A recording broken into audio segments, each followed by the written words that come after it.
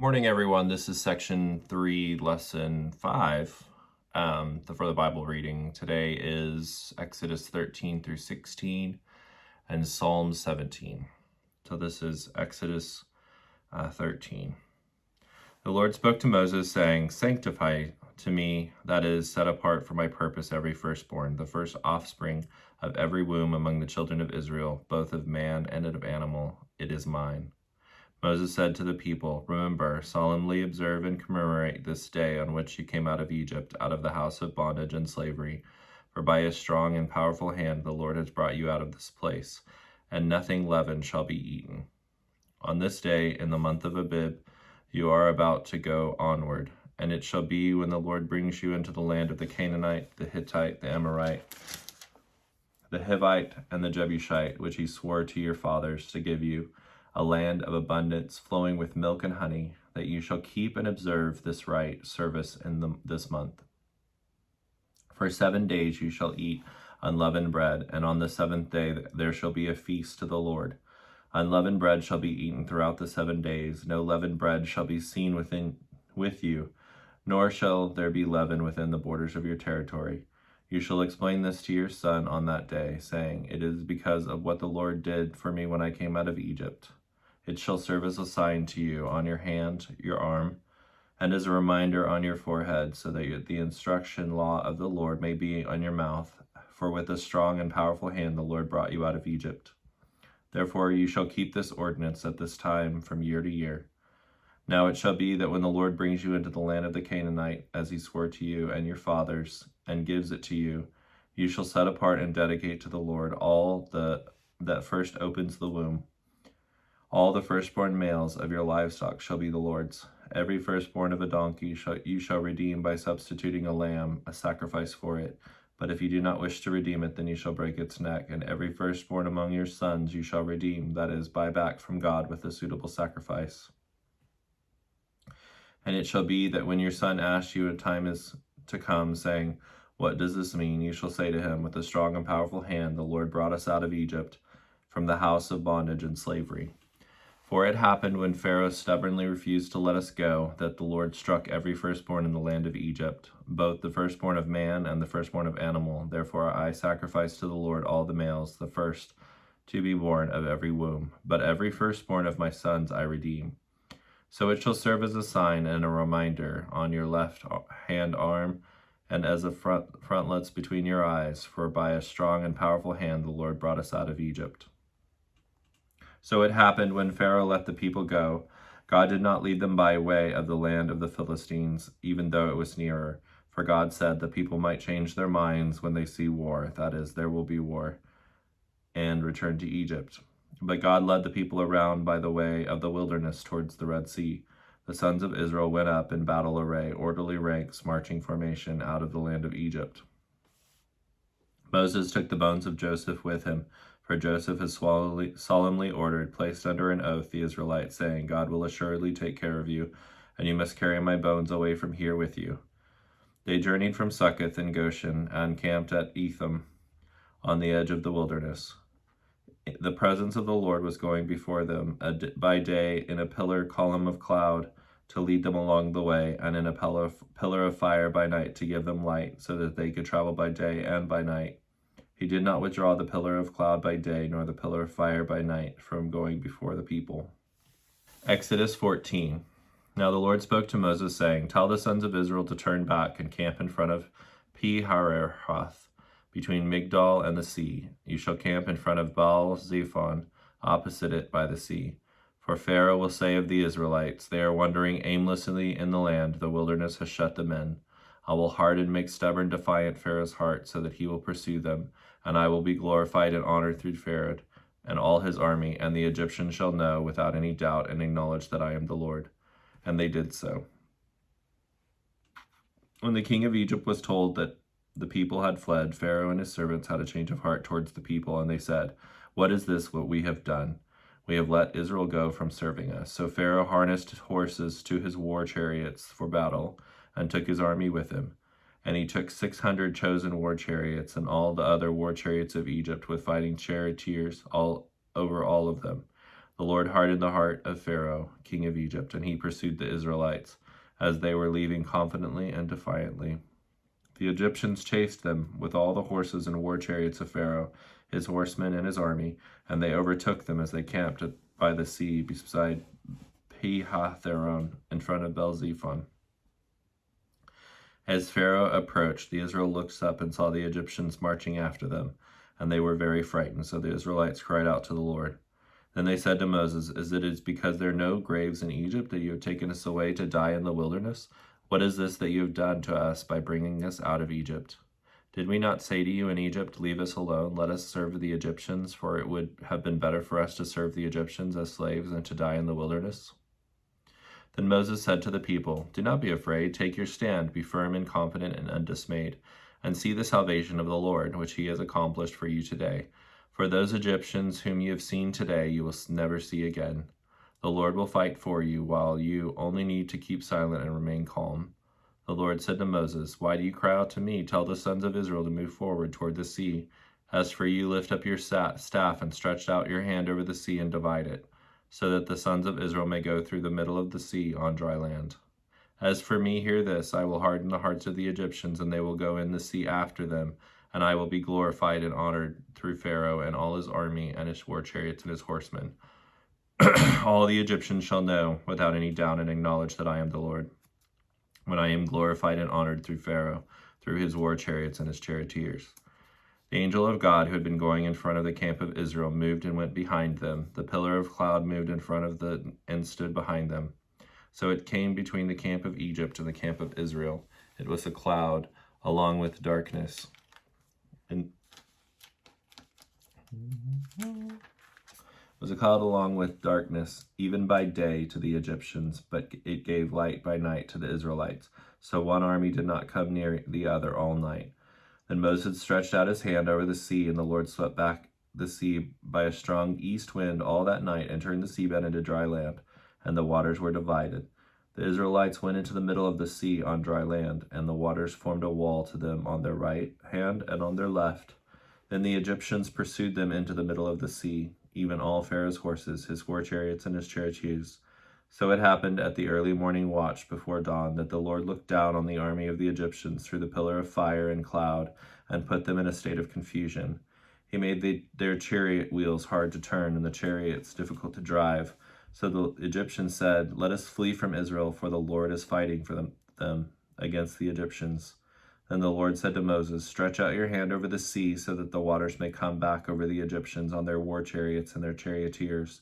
So Moses stretched out his hand over the sea, and the sea returned to its normal flow at sunrise. And the Egyptians retreated right into it, being met by the returning water. So the Lord overthrew the Egyptians and tossed them into the midst of the sea.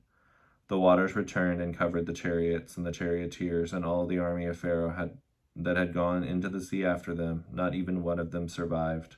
But the Israelites walked on dry land in the middle of the sea, and the waters formed a wall to them on their right hand and on their left. The Lord saved Israel that day from the hand of the Egyptians, and Israel saw the Egyptians lying dead on the seashore. When Israel saw the great power which the Lord had used against the Egyptians, they feared the Lord with reverence and awe-filled respect, and they believed in the Lord and in his servant Moses. Exodus 15. Then Moses and the children of Israel sang this song to the Lord, singing, "I will sing to the Lord, for he has triumphed gloriously. The horse and its rider has been thrown into the sea. The Lord is my strength and my song, and he has become my salvation. This is my God, and I will praise him, my father's God, and I will exalt him. The Lord is a warrior, the Lord is his name.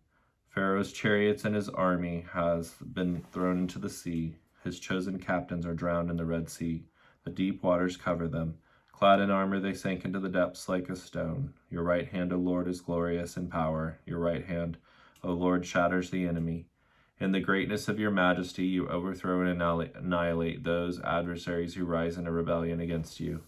You send out your fury, and it consumes them like chaff. With the blast of your nostrils, the waters pile up. The flowing waters stood up like a mound. The deeps were congealed in the heart of the sea. The enemy said, "I will pursue, I will overtake, I will divide the spoil. My desire shall be satisfied against them. I will draw my sword, my hand shall dispose them, and drive them out." You blew with your wind, the sea covered them. Clad in armor, they sank like lead into the mighty waters. Who is like you among the gods, O Lord? Who is like you, majestic in holiness, awesome in splendor, working wonders? You stretched out your right hand, the sea swallowed them. You in your loving kindness and goodness have led the people whom you have redeemed. In your strength you have guided them with care to your holy habitation. The peoples have heard about you, they tremble. Anguish and fear has gripped the inhabitants of Philistia. Then the tribal chiefs of Edom were dismayed and horrified. The mighty leaders of Moab, trembling, grips them. All the inhabitants of Canaan have melted away in despair. Terror and dread have fallen on all of them. Because of the greatness of your arm, they are still as stone, until your people pass by and into Canaan, O Lord, until the people pass by whom you have purchased. You will bring them into the land of promise and plant them on the mountain, Mount Moriah in Jerusalem, of your inheritance. The place, O Lord, you have made for your dwelling among them, the sanctuary, O Lord, which your hands have established. The Lord shall reign to eternity and beyond. For the horses of Pharaoh went with his war chariots and his charioteers into the sea, and the Lord brought back the waters of the sea on them. But the sons of Israel walked on dry land in the middle of the sea. Then Miriam the prophetess, the sister of Aaron and Moses, took a timbrel in her hand, and all the women followed her with timbrels and dancing. Miriam answered them, Sing to the Lord, for he has triumphed gloriously and is highly exalted. The horse and its rider he has hurled into the sea. Then Moses led Israel from the Red Sea, and they went into the wilderness of Shur. They went a distance 3 days, about 33 miles, into the wilderness and found no water. Then they came to Marah, but they could not drink its waters because they were bitter. Therefore, then it was named Marah, bitter.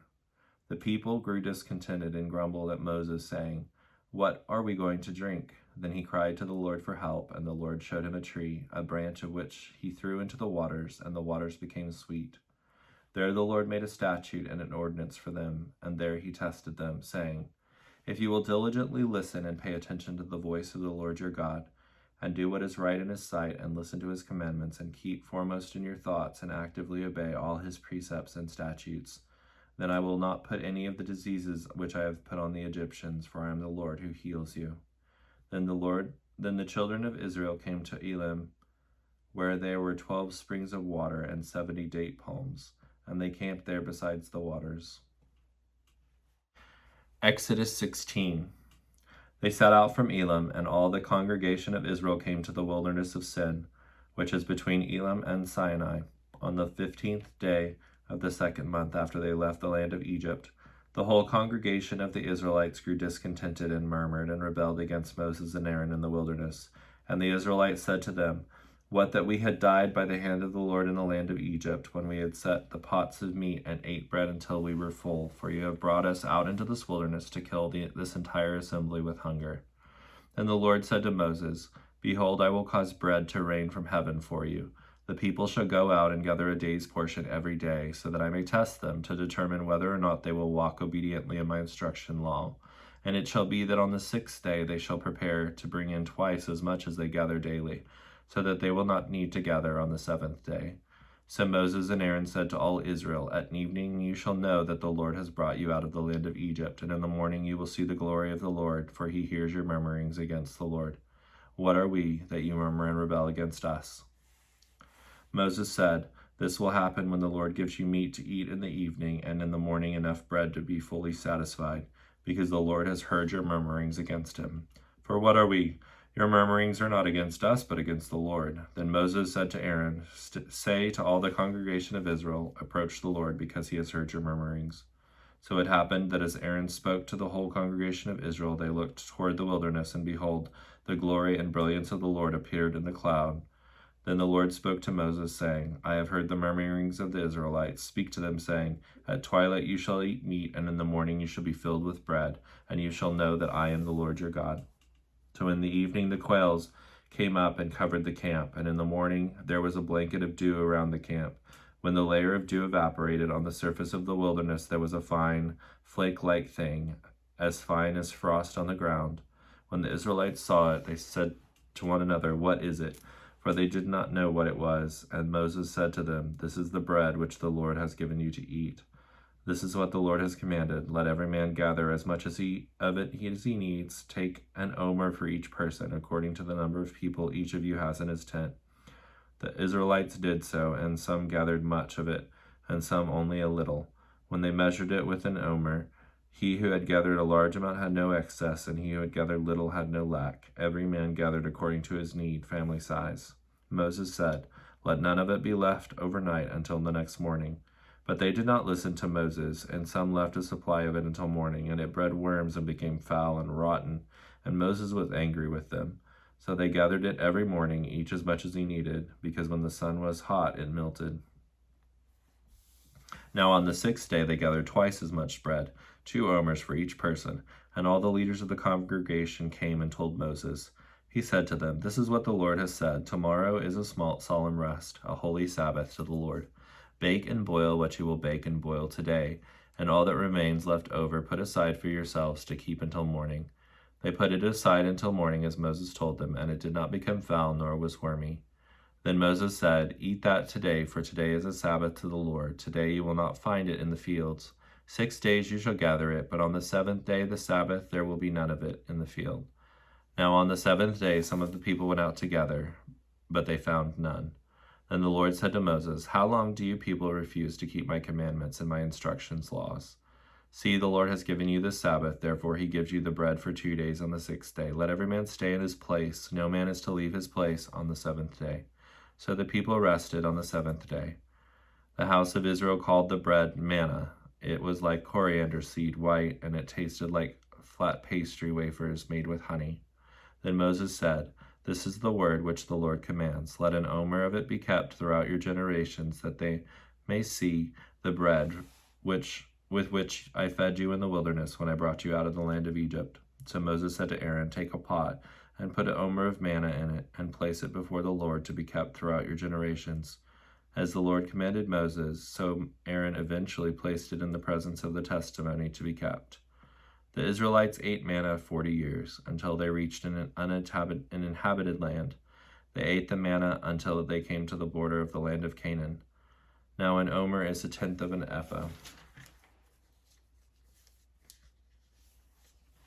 Psalm 17. Prayer for protection against oppressors. A prayer of David. Hear the just, righteous cause, O Lord. Listen to my loud, piercing cry. Listen to my prayer that comes from guileless lips. Let my verdict of vindication come from your presence. May your eyes look with equity and behold things that are just. You have tried my heart. You have visited me in the night. You have tested me and found nothing evil in me. I intend that my mouth will not transgress concerning the deeds of men by the words of your lips. I have kept away from the paths of the violent. My steps have held closely to your paths. My feet have not staggered. I have called upon you, for you, O God, will answer me. Incline your ear to me, hear my speech. Wondrously show your marvelous and amazing loving kindness, O Savior of those who take refuge at your right hand, from those who rise up against them. Keep me in your affectionate care, protect me as the apple of your eye. Hide me in the protective shadow of your wings, from the wicked who despoil and deal violently with me. My deadly enemies who surround me, they have closed their unfeeling heart to kindness and compassion. With their mouths they speak proudly and make presumptuous claims. They track us down and have not now surrounded us in our steps. They set their eyes to force us to the ground. He is like a lion, eager to tear his prey, and like a young lion lurking in hiding places. Arise, O Lord, confront him, cast him down.